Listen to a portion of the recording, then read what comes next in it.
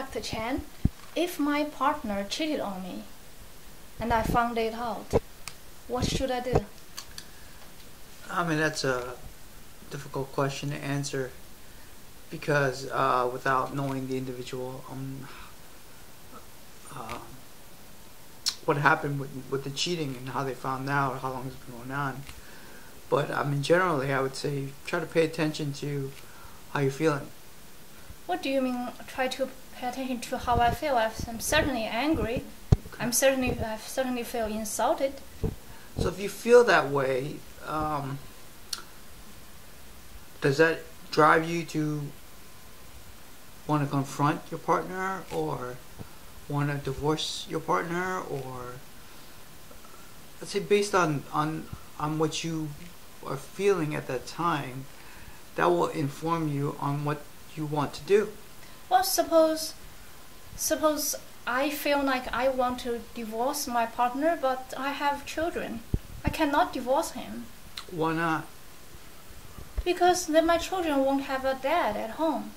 Well, if your partner or your husband is cheating on you, what kind of partner is that?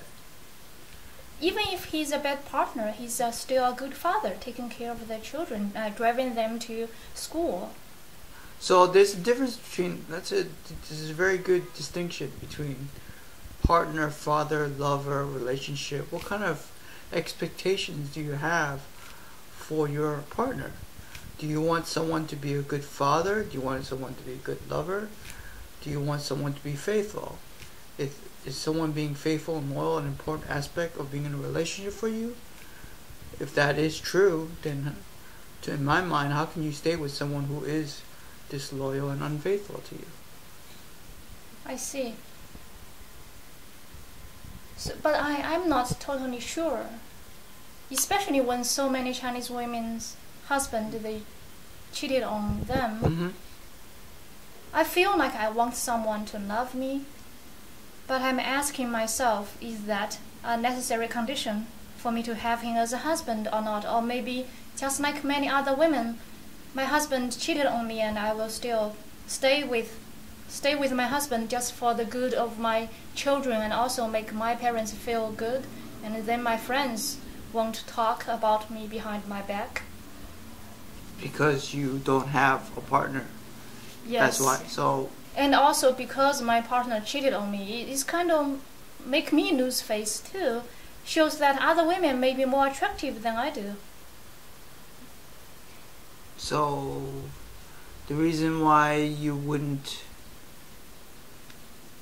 leave your partner, because you're afraid to lose face in front of your friends and family, and your children might lose the father, right? Yeah.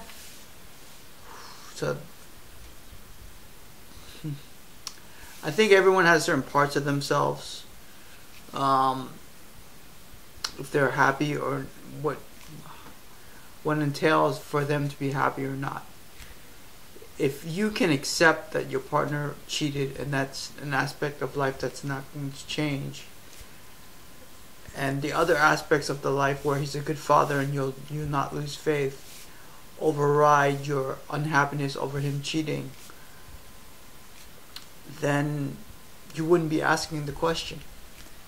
That's true too, because another part of me also says that I'm angry that he cheated on me, and even if I haven't confronted him yet, I know that from now on I won't feel the same toward him, and even if on surface I forgive him or we reach agreement that he shouldn't sneak around anymore, then I would still hold the grudge, and in the future when we fight, I will fight much more fiercely than before.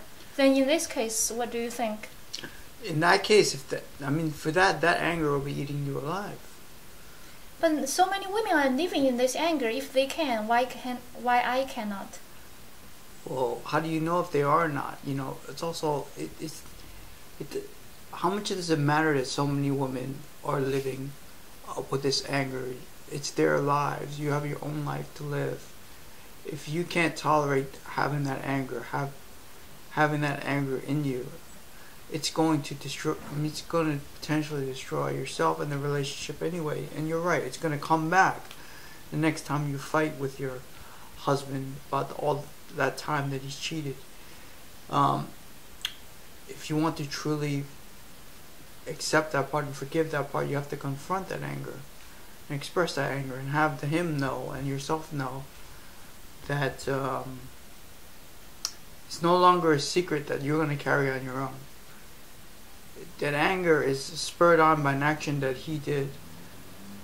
It's for me better to accept the anger, understand where it comes from, and work through it, and then from there, then you can decide if you want to continue with the partner or not, or confess or not, or stay with the partner or not. I also think, plan out many of your options, what you would like to do, and talk to your loved ones or anyone who is willing to listen to you for you instead of telling you what to do. In my mind, it's not always very helpful if someone tells you what to do, because that's only showing what they want you to do, not what you really want to do yourself. I don't think there's much I can do because I don't have any option. I don't want to get divorced, as I said before. So, and I am angry. I don't think I can easily forgive him. Is there a way for me to get out of this situation, like without confronting him, or even if I confront him without really bring a serious problem to my marriage? Can I still? Should I even confront him? How serious I should make this issue? Well, if you're thinking about it all the time and you feel it in your body constantly, it's a problem. Even if you try to ignore it and it's still festering and it's still boiling inside of you, it never goes away. So even if you don't talk about it, even though if you don't confront your partner about it, it's still going to affect you. So whether or not you put it out there or not, it's already out there. You're just not saying it. Does that make sense to you? Yes, it does. But I'm worried that if I confront my husband, I'm challenging his male ego. Then I don't know what action he will take. Or maybe, if I just tolerate it, then I will have a marriage, and my children will still have a complete home. And if I talk about it, I'm very scared that it's like walking on ice. I may actually make the situation even worse. So it's going to create so much more uncertainty. Sure, it may, but you're already walking on ice by not confronting the subject. You're making it a problem that you have instead of the relationship having a problem. Do you know what I'm saying? No.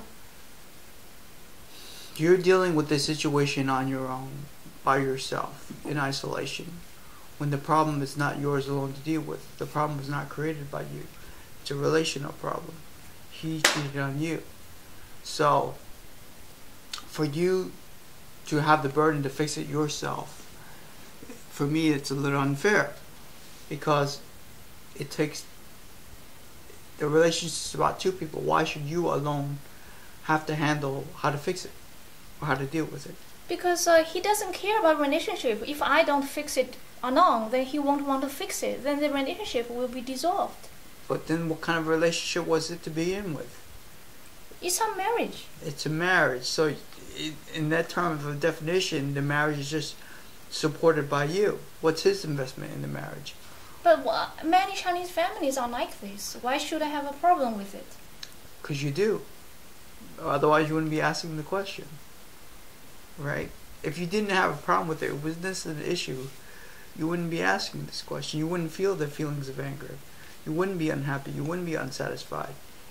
You wouldn't battle yourself over leaving or not. You just eat it up and move on. Right? Yes. So, I would say if you are really feeling this unhappy about it, talk more about it, and especially try to talk more to your partner about it. Because that's the only way it's going to work out between the two of you. If you want to try to work it out yourself and you come to terms with it, the only person that's going to change is you, not him. So. Thank you. Okay.